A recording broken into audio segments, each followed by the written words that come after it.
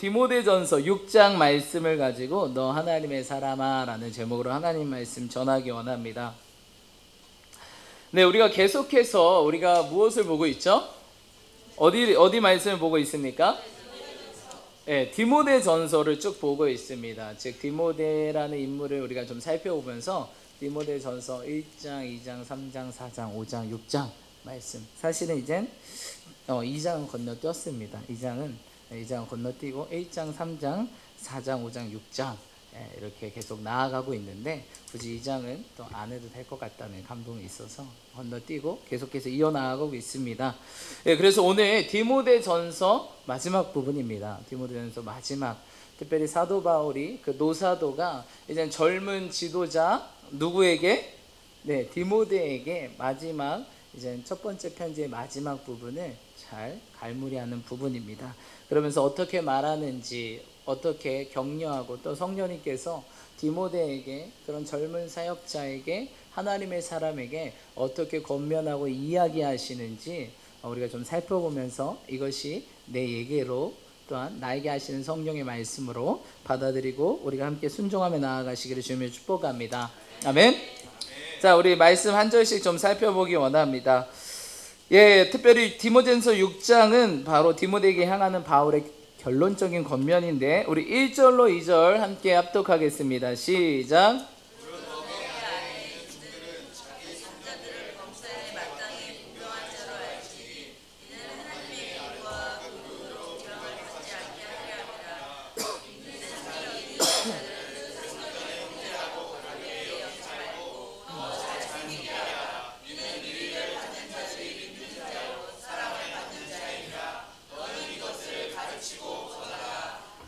아멘.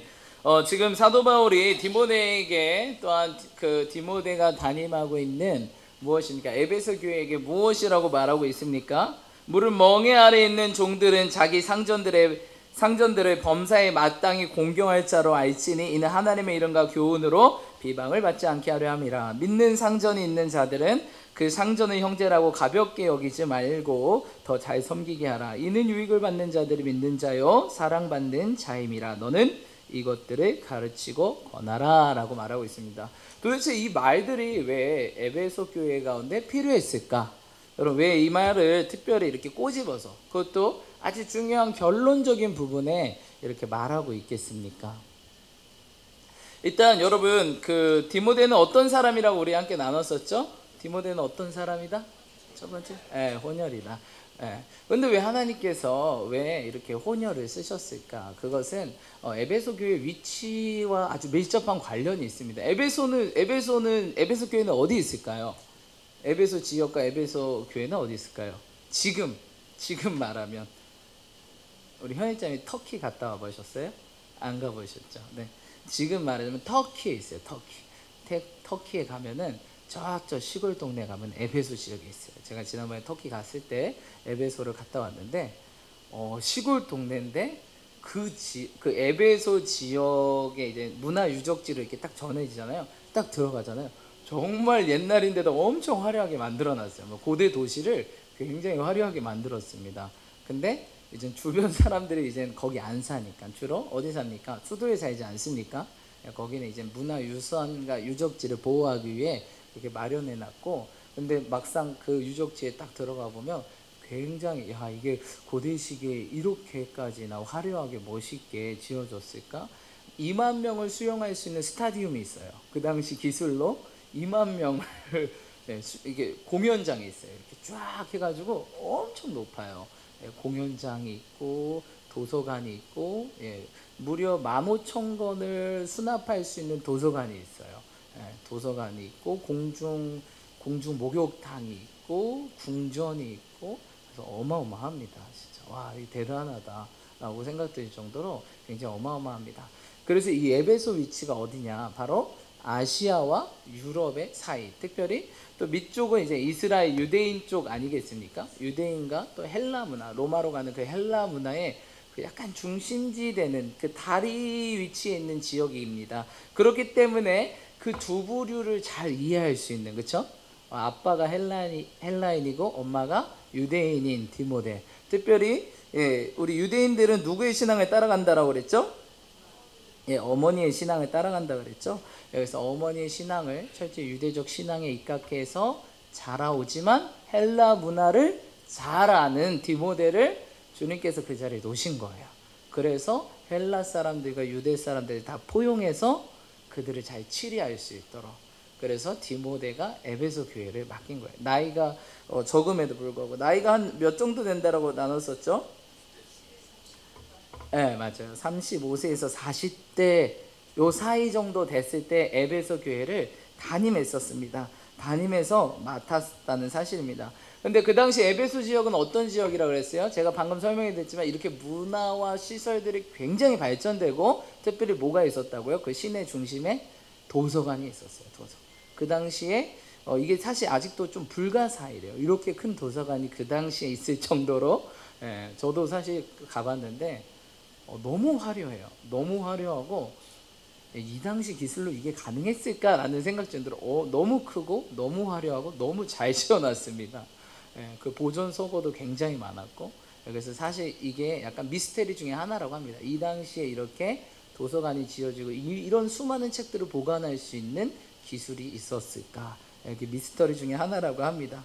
그렇기 때문에 그 에베소 사람들이 어땠을까요? 그런 문화와 그런 것들이 있음을 봤을 때 에베소 사람들이 어땠다? 예, 굉장히 지식이 풍성하고 문화와 교양과 이런 것들이 넘쳤다는 것을 알 수 있어요. 특별히 이 자꾸 우리 5장에서도 보면 우리 수요일날 5장에 대해서 나눴지만 5장에 대해서 사도 바울이 디모데에게 자꾸 뭐라고 하고 있죠? 5장 1절, 우리 5장 1절로 2절 한번 읽어볼까요? 5장 1절로 2절 함께 합독하겠습니다. 시작.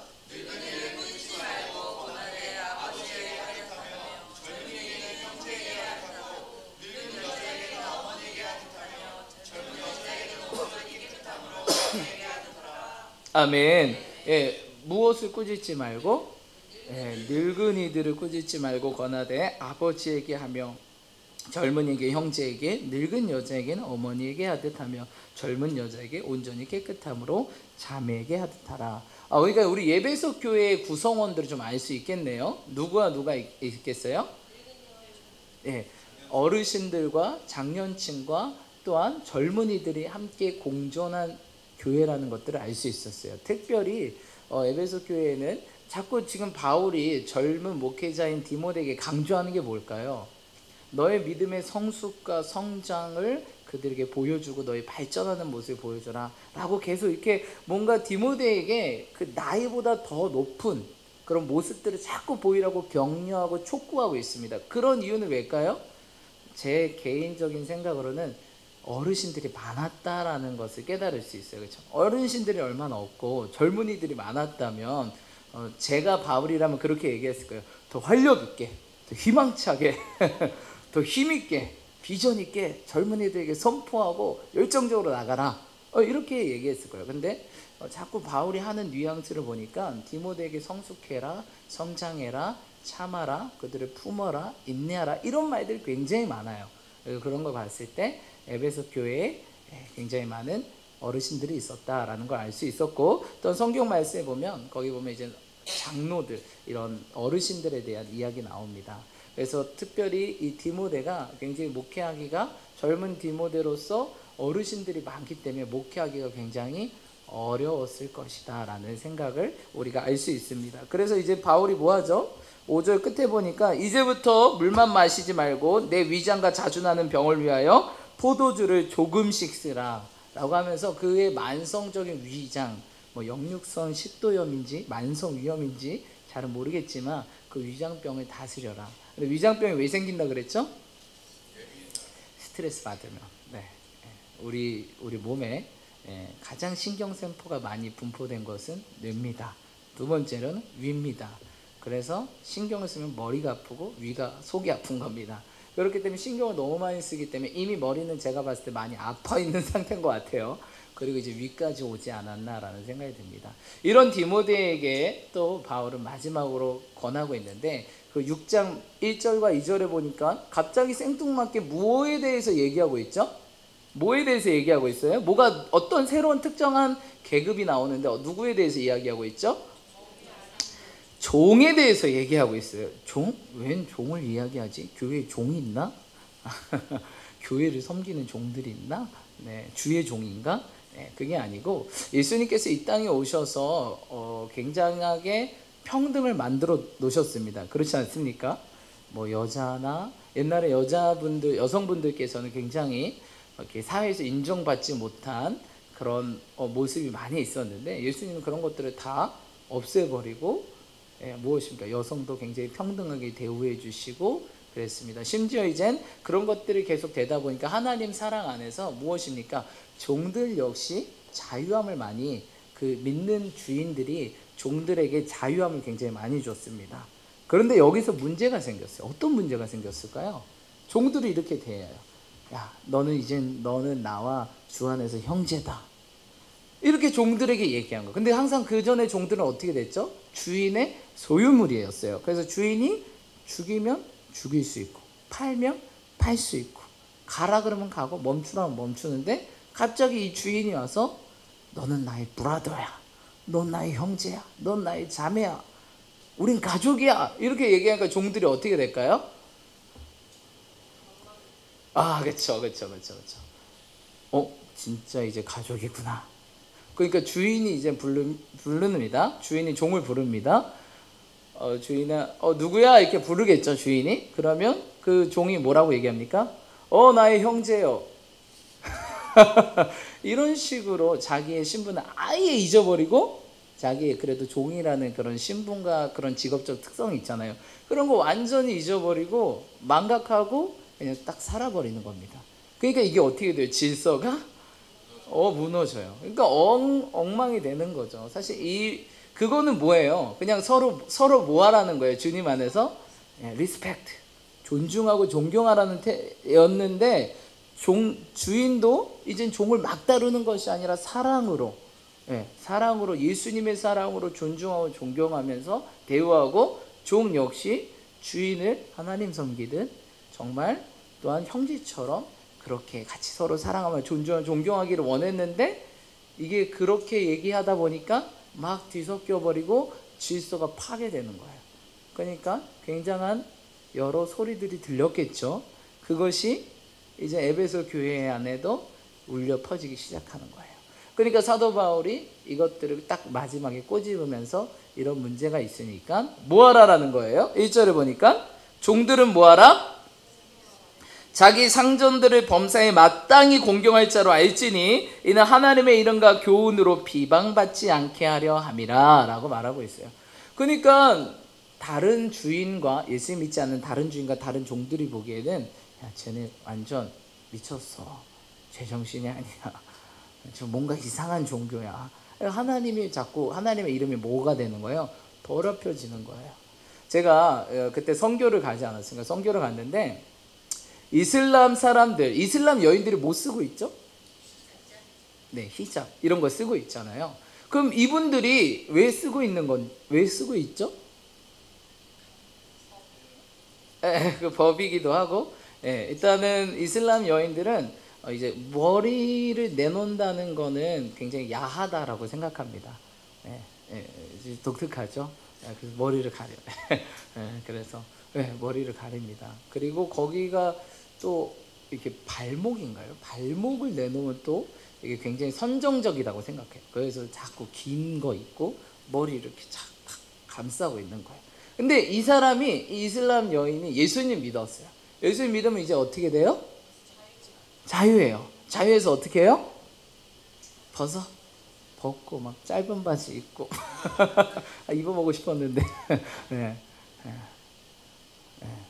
벗을 수 있죠. 이제 나는 이슬람교가 아니고 예수님 믿으니까 벗을 수 있어요. 근데 많은 선교사님들이 벗지 말라 그래요. 왜 벗지 말라 그럴까요?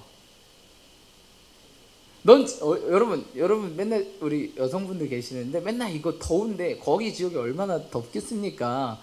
제가 그때 옛날에 파키스탄 갔는데 선교 나오셨는데 너무 더운 거예요. 딱 온도계를 했더니 39도인 거예요.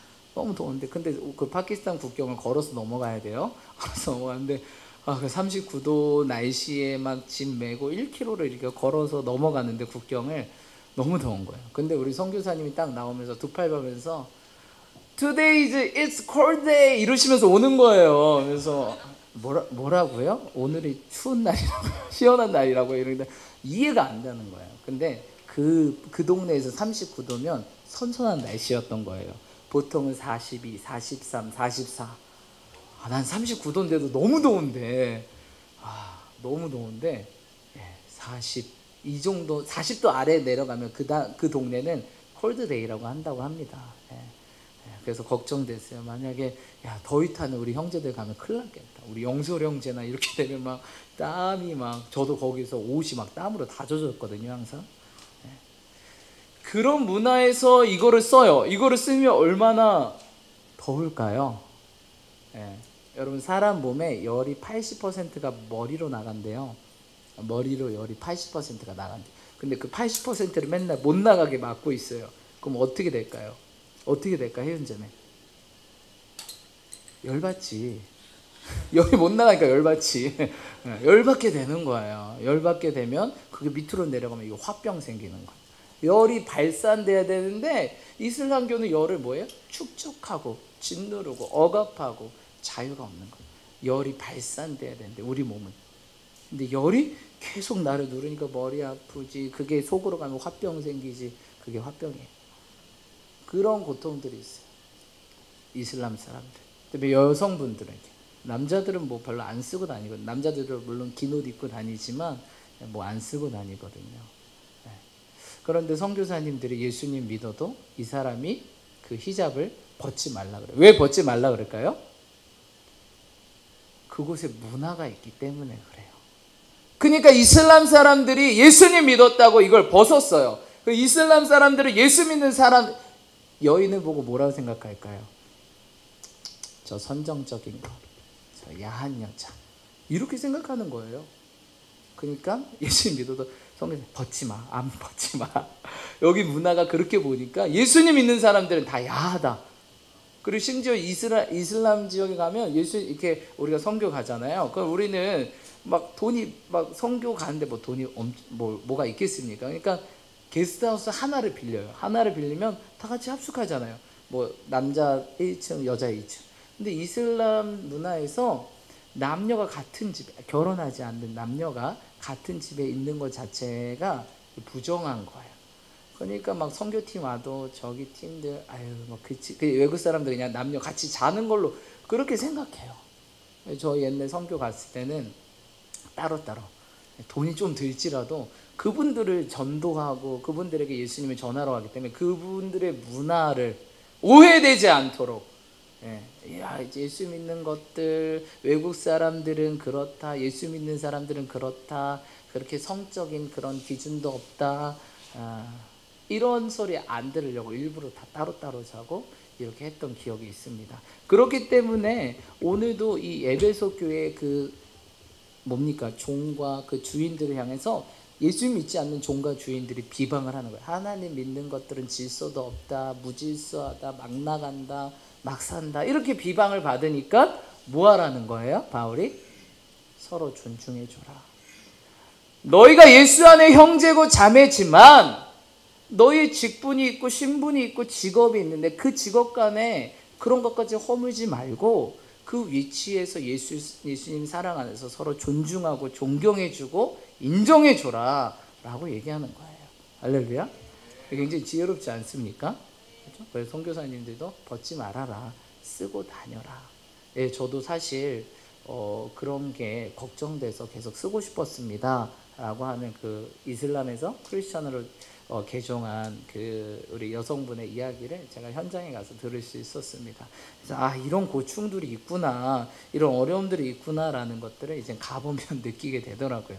그런 의미에서 왜 이 생뚱맞게 이 얘기가 나왔지? 라고 생각하시는 분들이 있을까봐 제가 말씀드리는 겁니다. 그렇기 때문에 여러분, 우리 하나님은 무슨 하나님이에요?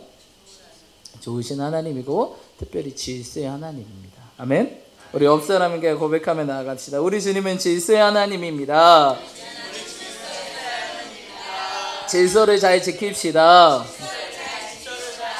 아멘. 하나님이 세우신 질서들이 있어요.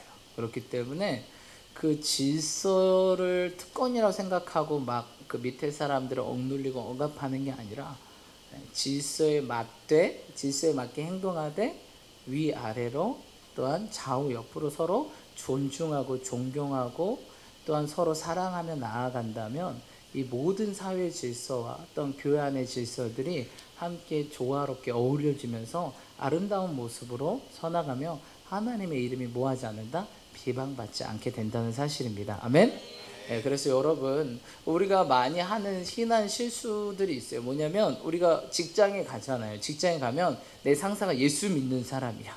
예수님 믿는 사람이고 또 다른 상사는 예수님 믿지 않는 사람이고 오히려 나를 핍박하는 사람입니다. 그런 가정에서 이분은 예수 믿으니까 더 잘해드려야지, 이분은 나를 핍박하니까 그냥 무시해야지, 이러는 것이 아니라 오히려 예수님 믿지 않는 사람에게도 존경과 또 우리가 전도와 선교 차원에서 그를 더 잘 섬기고 사랑으로 격려해주고 기도해준다면 그 영혼이 하나님의 이름을 비방하는 것이 아니라 예수 믿는 것들은 꼭 지네들끼리만 놀아, 지네들끼리만 모여, 이런 소리가 안 듣고 오히려 서로 사랑하며 우리가 세상에 나아가 빛과 소금의 역할을 잘 감당하게 될 줄 믿습니다. 아멘. 그래서 주님은 이 차별을 싫어하세요. 그래서 차별하는 것이 아니라 존경해주고, 물론 계급적인 차이는 있어요. 차이가 없을 수 없죠. 누군가는 이걸 해야 되고 누군가는 이걸 해야 되고 차이는 있지만 그것이 맞고 틀리고의 문제가 아니라 다름의 차이고 서로 존중과 사랑 안에서 행하시길 주님 축복합니다. 질서 안에서 행하시길 주님 축복합니다. 아멘. 예, 그래서 주님께서 말씀하고 있는 것입니다. 하나님의 이름과 교훈으로 비방받지 않게 하려고 이 말을 내가 전하는 것이다 라고 하면서 이젠 그를 형제라고 가볍게 여기지 말고, 정확히 나오죠. 2절에 믿는 상전이 있는 자들은 그 상전을 형제라고 이들이 가볍게 여긴 것 같아요. 근데 형제야. 가볍게 여기지 말고 더 뭐하라? 잘 섬기라라고 얘기하는 거야. 형제 맞아. 형제 맞지만 우리 직분의 차이가 있고 신분의 차이가 있기 때문에 서로 존경하며 오히려 다 잘 섬길 때 다른 사람 볼 때 어떻게 합니까? 예수 믿었더니 종들이 더 주인을 잘 섬기네. 그리고 종들이 봤을 때 예수 믿는 주인들은 종들을 저렇게 잘 대해주네. 그러니까 그 종하고 그 주인은 누굴 믿고 싶은 거예요? 예수님 믿고 싶은 거죠. 비방이 아니라 예수님 믿게 만들라는 거예요. 할렐루야. 아멘. 우리의 모습과 선행을 통해 너의 착한 행실을 통해 주님의 이름이 영광받게 하라. 아멘. 아멘. 여러분, 우리의 착한 선한 행실을 통해서 우리 주님만 영광받으시길 축복합니다. 아멘. 그리고 계속해서 말하고 있습니다. 우리 3절로 8절 우리 함께 합독하겠습니다. 3절로 8절 시작.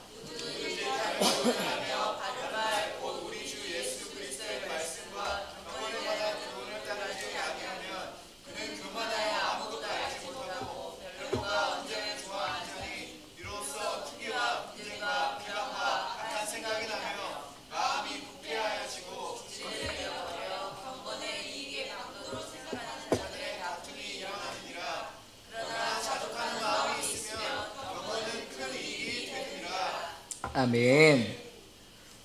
어디까지 읽으셨어요? 다 읽으셨어요? 아니, 그럼 7절 8절 다시 읽어볼게요. 시작. 우리가 세상에 아무것도 가져온 것이 없음에 또한 아무것도 가지고 가지 못하리니 우리가 먹을 것과 입을 것이 있은즉 족한 줄로 알 것이니라. 아멘. 아멘이십니까? 네, 그래서 여러분 그 다음부터 이제 마지막 이야기를 합니다. 굉장히 마지막 중요한 이야기인데 어떤 이야기를 하고 있습니까? 먹는 것과 입는 것이 있으니 만족한 줄 알라. 그리고 감사한 삶을 살아라 라고 말하고 있습니다. 아멘. 그러시는 저 여러분 되시 축복합니다. 자, 그래서 이렇게 하나님은 늘 질서에 관심 많으세요. 왜냐하면 질서가 깨지면 하나님의 나라가 무너져요. 질서가 없으면 그 나라가 세워지지 못해요. 질서에 맞게 세워지고 질서에 맞게 운행되기 때문에. 아멘.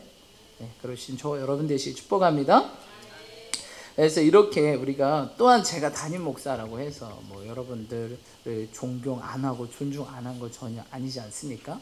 저도 여러분들을 존경하고 여러분들도 저를 존경하고 교육자와 사역자를 서로 존중하고 존경하고 서로 인정해주고 서로 중보해줄 때 우리는 바로 우리 이 교회의 머리이신 예수 그리스도를 따라서 한 교회로서 한 지체로 더욱더 아름답게 나아가게 될 줄 믿습니다.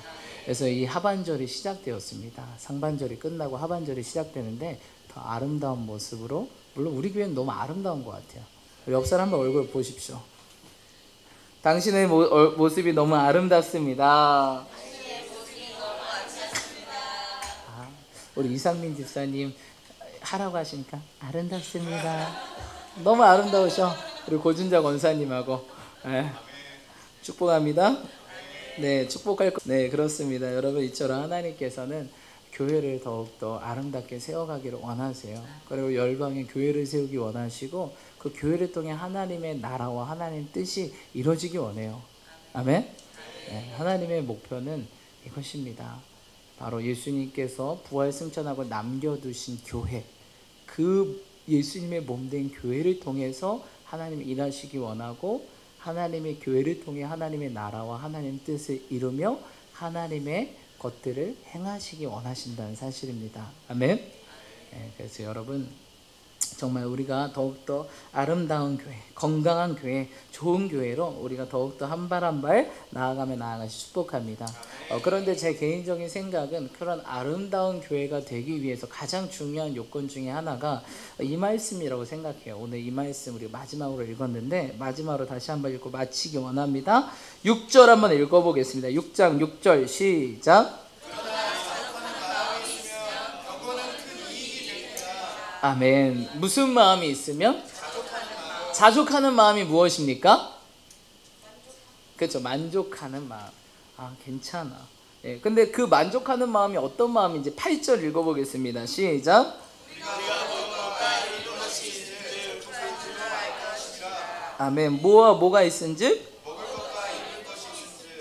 혹시 난 먹을 것과 입을 게 없다 하시는 분 한번 손 들어보세요. 우리 옆 사람을 축복하면서 당신의 삶이 아주 충족합니다. 당신의 삶이 아주 풍족합니다. 뭐가 있으니까? 예, 먹을 것과 의식주만 해결되면 되지 않습니까? 예, 그래서 우리가 그런 것이 있다면 만족한 줄로 알고. 왜 만족하라 그랬어요? 7절 보니까 아무것도 가져갈 수 없다. 돈 많이 벌어서 천국 가져가실래요? 예, 그 가져오면 주님 뭐라 그런다 그랬죠? 왜 쓰레기를 가져왔냐? 어떤 분이 그랬대요. 어떤 분이 그런 예화가 있대요. 이제 나는 금을 넣어달라. 아니면 금관으로 해달라. 저 세상에 가서 금을 가져가게. 그랬더니 주님께서 뭐라고 하셨죠? 금을 가지고 심판대 앞에 섰대요. 주님 뭐라 그러셨죠? 아니, 금은 쓰레기가 아니에요. 돈은 쓰레기예요. 왜냐면 금은 누가 만드셨어요? 하나님 만들어요. 그럼 돈은 누가 만들었어요? 사람이 만든 거잖아요. 그렇죠? 그러니까 하나님 만든 건 쓰레기가 아니에요. 그런데 하나님께서 그러셨대요. 우스갯소리를 하는 거예요. 예화예요. 예수님께서 심판대 앞에서 금을 주님, 저는 이 세상에 가장 귀한 금을 가져와 주님께 드리려고 가져왔습니다. 이렇게 딱 얘기하니까 예수님께서 뭐라고 하셨어요? 왜 도로 포장재는 가져왔느냐? 왜 바닥에 깔린 게 금인데 왜 도로 포장재는 가져왔느냐? 그러니까 옆에 봤더니 다 금이래요. 밑에 바닥이 금이래요. 여러분, 그러니까 이 세상에서 가장 귀한 것도 천국에는 도로 포장용이다. 얼마나 가치 없다는 것을 의미하는 거예요. 그렇죠? 그러니까 이 세상에서 우리가 뭘 갖고 막 애쓰고 이런 게 별로 의미 없다는 거예요. 그럼 목사님, 저 이제 돈 안 벌겠습니다. 기도하겠습니다. 산으로 올라가겠습니다. 때려치겠습니다. 이래야 돼요? 아니에요. 왜 돈 벌어야 되냐? 그건 그분의 사명이기 때문이에요. 그 가정이 있잖아요. 가정을 책임져야 되고, 그분은 이제 또 사업에 그런 하나님께서 사업적으로 써서 일단 돈이 있어야 뭐든지 하지 않겠습니까? 하나님께서 재물을 얻는 능력, 신명기에 재물을 얻는 능력을 주어서 그를 통해서 하나님의 몸된 교회, 하나님 나라를 확장하는 데 쓰이는 도구로 쓰는 거예요. 그거지 우리가 막 이걸 가져서 막 먹고 누리고 마시고 쓰고 즐기고 별로입니다. 제가 봤을 때 이 세상에 가장 큰 기쁨과 즐거움이 뭔지 아세요? 따라하겠습니다. 영혼 구원입니다. 영혼 구원입니다. 우리 옆 사람에게 옆 사람이 아니라 이 세상의 가장 큰 기쁨과 즐거움은 영혼 구원입니다. 정말이에요. 영혼 구원할 때 막 너무 재밌어, 익사이팅하고 어드벤처하고 그 영혼 구원을 될랑 말랑하는 그게 얼마나 아찔아찔하고 재밌는지 놀이공원 안 가셔도 돼요. 뭐 자이르 이렇게 후룸라이드 이런 거 타러 안 가셔도 되고 영혼 구원 해보세요. 어려우면 어려울수록 막 짜릿짜릿합니다. 간절해지고 애절해지고, 그리고 그분들이 주님께 돌아오면 어때요? 한가위 청년? 할렐루야. 세상 오락하는 것보다 훨씬 더 기쁘죠. 비교할 수 없는 기쁨. 왜 기쁠까요? 주님의 이름 영원히 아멘. 그래, 배우니까, 그렇죠? 배우니까. 국어 선생님이었으면 한마디 하려고 그랬는데 배우니까. 네, 그래요. 맞아요. 왜 기쁘냐면 하나님이 제일 기뻐하시니까. 그 기쁨이 나에게로 오는 거예요. 천국 잔치가 열리니까 그 잔치가 내 안에 임하는 거예요. 안 기쁠 수가 없어요. 아멘? 할렐루야. 여러분, 제가 아무리 막 탐구해보고 연구해봐도 세상에서 가장 기쁜 건 영혼 구원입니다. 하나님이 가장 기뻐하시는. 할렐루야. 영혼 구원을 위해 오늘도 또한 내일도 우리 열방을 향해 땅끝까지 나아가신 저 여러분 되시 축복합니다. 우리 옆 사람에게 고백합시다. 우리 영혼 구원을 향해 정진합시다. 하나님의 사람이여, 성령의 권능 받아 땅끝까지 증인됩시다. 아멘. 아멘이십니까? 우리 하나님께 영광의 박수 올려드리겠습니다. 제가 기도하고 말씀을 마치고 이제 세례식을 거행하도록 하겠습니다. 기도하겠습니다. 참 좋으시고 은혜로우신 아버지 하나님 감사합니다. 디모데전서 6장 말씀을 가지고 너 하나님의 사람아, 믿음의 선한 싸움을 싸우라, 영생을 취하라. 이를 위하여 내가 부르심을 받았고 많은 증인 앞에서 선한 증언을 하였도다 라고 말씀하시는 주님, 아버지, 우리가 무엇을 위해 살아가고 있습니까? 아버지, 우리가 무엇을 따라가고 살아가고 있습니까? 아버지, 다시 한번 우리의 직분과 우리의 영적 상태를 파악하게 하시고 깨닫게 하시고 다시 한번 일어나 의와 경건과 믿음과 사랑과 인내와 온유를 따르며 믿음의 선한 싸움을 싸우며 영생을 취하며 이것들을 전하며 주님의 구원 사역에 동참하며 땅끝까지 나아갈 수 있는 우리 모든 성도님들과 희망찬 교회가 될 수 있도록 축복하여 주시옵소서. 이걸 위해 우리가 부르심을 받았다라고 말씀하셨는데 그 부르심 오늘도 마음속에 깊숙이 간직하며 나아갑니다. 우리 힘으로 하는 것이 아니라 오직 성령의 권능으로 말미암아 이 시간 부어주시고 이 시간 역사하여 주셔서 충만케 하셔서 나아갈 수 있도록 인도하여 주시옵소서. 주님께서 하실 것들을 믿고 감사드리며 세상 끝날 때까지 우리 함께 하시며 우리를 지키시며 붙드시며 그곳에 거하게 하실 줄 믿고 감사드리며 거룩하신 예수님의 이름으로 함께 간절히 기도드리옵나이다. 아멘.